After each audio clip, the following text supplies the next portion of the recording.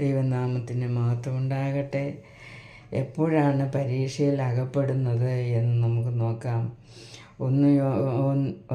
യാക്കോബിൻ്റെ ലേഖനം 1-ാം അധ്യായത്തിൻ്റെ 2-ാം വചനത്തിൽ നമ്മൾ കഴിഞ്ഞ ദിവസം വായിച്ചു, എൻ്റെ സഹോദരന്മാരെ, നിങ്ങൾ വിവിധ പരീക്ഷകളിൽ അകപ്പെടുമ്പോൾ നിങ്ങളുടെ വിശ്വാസത്തിൻ്റെ പരിശോധന സ്ഥിരത ഉളവാക്കുന്നുവെന്നറിഞ്ഞ് അതിശേഷം സന്തോഷം എണ്ണുവീൻ. അപ്പം നമ്മൾ വിശ്വാസത്തിൽ സ്ഥിരത ഉളവാക്കുവാൻ പരീക്ഷയിൽ നമ്മെ വിട്ടുകൊടുക്കുന്നു. വിശ്വാസത്തിൽ സ്ഥിരത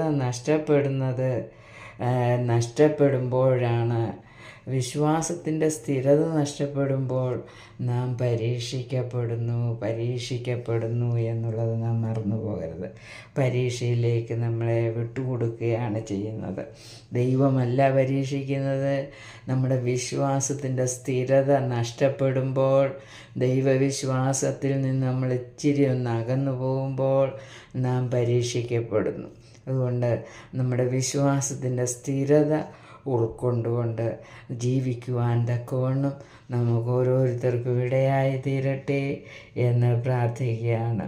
നമ്മുടെ വിശ്വാസത്തിൻ്റെ സ്ഥിരത നഷ്ടപ്പെടാതെ സൂക്ഷിക്കേണ്ടത് നമ്മുടെ കടമയാണ്.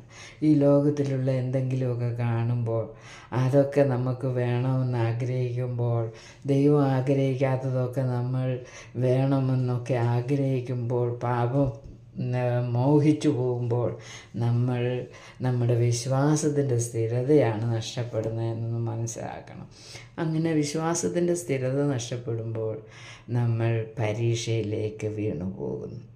ദൈവം തമ്പുരാൻ പരീക്ഷയിൽ വീഴാതിരിപ്പാൻ ഉണർന്നു പ്രാർത്ഥിപ്പാനാണ് പത്രോസിനോട് പറഞ്ഞത്.